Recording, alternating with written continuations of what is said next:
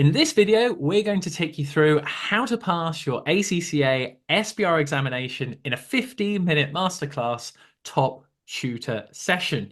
I'm delighted to be joined by Jo today, so feel free to introduce yourself, Jo. Yes, hi everybody. I'm Jo Tuffle and I'm the SBR tutor at FME Learn Online. I've been teaching SBR for many years in the classroom and I'm now moved online with it with FME. So yes, I'm ACCA tutor for about at least 20 years. Various subjects taught, but actually SBR was probably one of my key first subjects. Super. Well, let's get straight into it right now, Jo. If you have an SBR student, how are you going to get them to pass, to get that 50 plus? It's got a 50% pass rate. Where do you start with your students?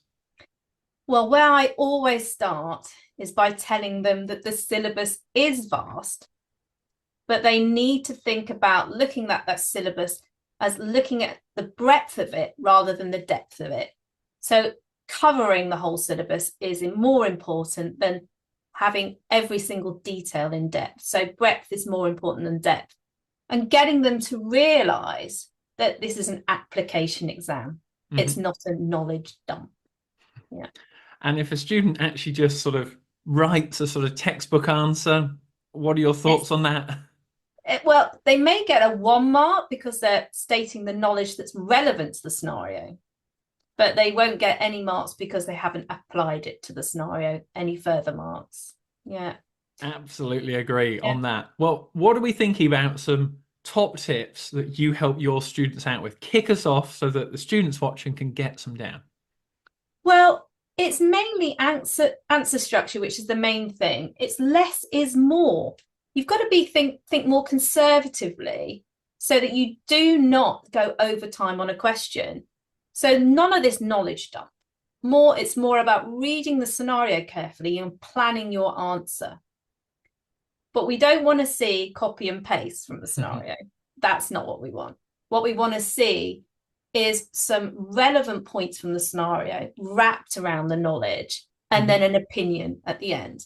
And so sitting back and maybe planning a little bit more rather than writing too much is going to improve your answer structure.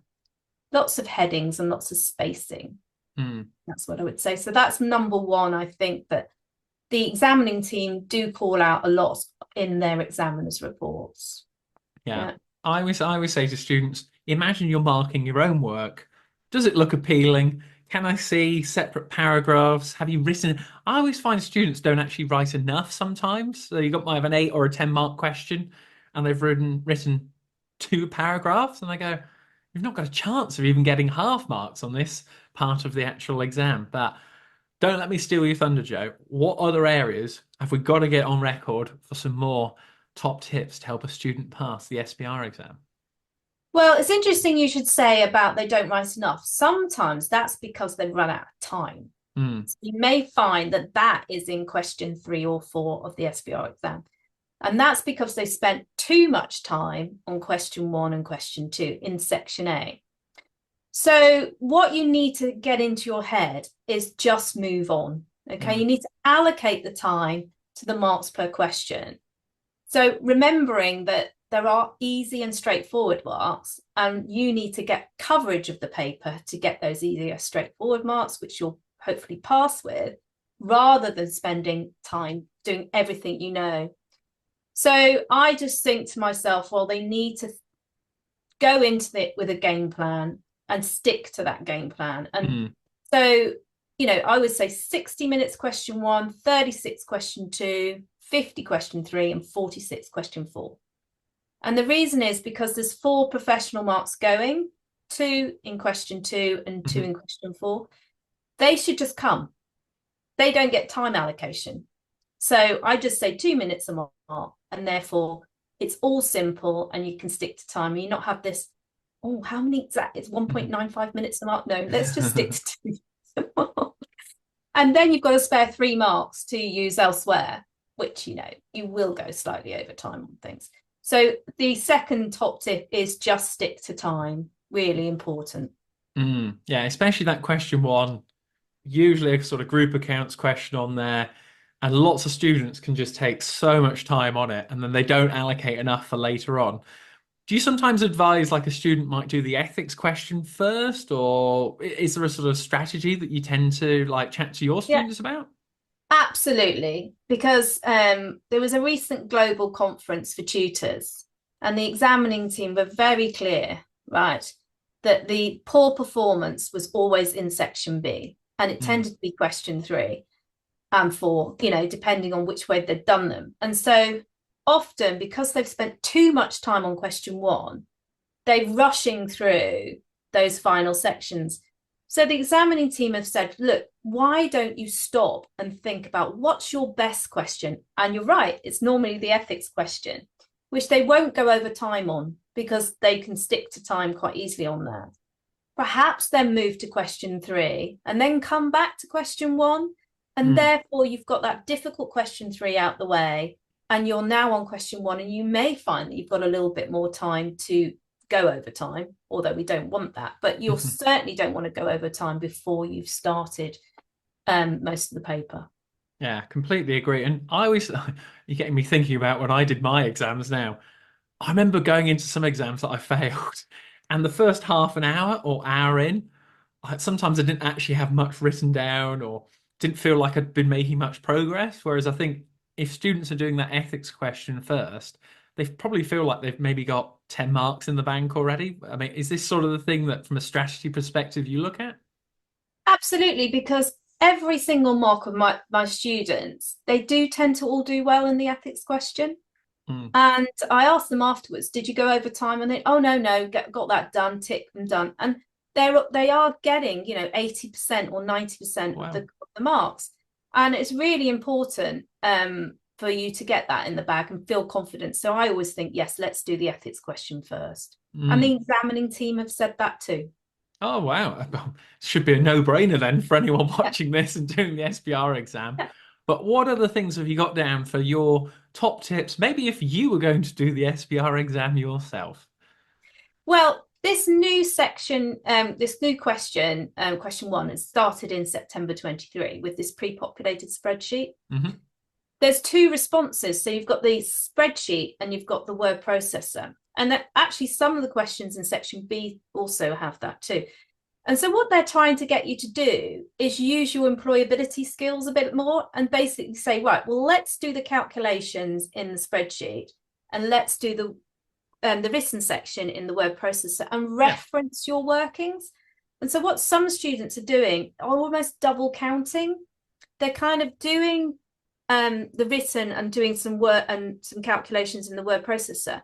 Then they're going to the pre-populated spreadsheet and almost repeating them to show them how to do the adjustments through. Mm, No. Do them straight in the spreadsheet. At mm, the same time, you're writing in the word processor and you're saving time and being much more efficient by doing both requirements at the same time.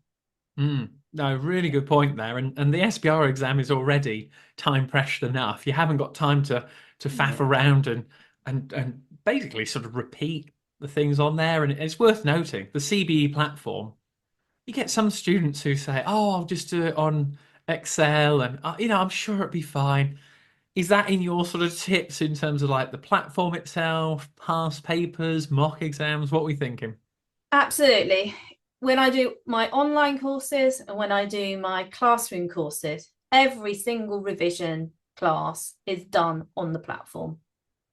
And if they haven't quite, which they haven't sometimes, managed to change the question, I still do it on the platform, but with a PDF to show how the Mm, question should be and just to show them that it's so important that you have to be able to move things around the yeah. screen. You have to be able to just practice copying and pasting the requirements into your word processor and just getting yourself set up so that you can use the highlighter.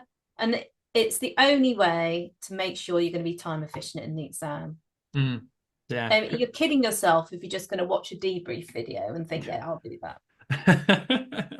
Absolutely. I mean, when I used to do my exams, I used to have always systems in place, depending on which exam. But if it was SBR, it would be right.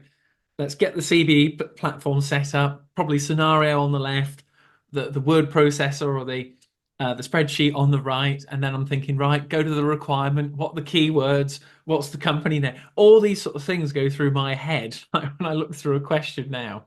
But these are the techniques that come with past papers to time under exam conditions on there. But have Yeah. you got any other tips, Joe? What else have you got down that you want to get on record? Well, I always leave my top tip to be read the examining team's reports. They set your exam, and those reports are a fountain of knowledge about how they mark your exam and what they're looking for.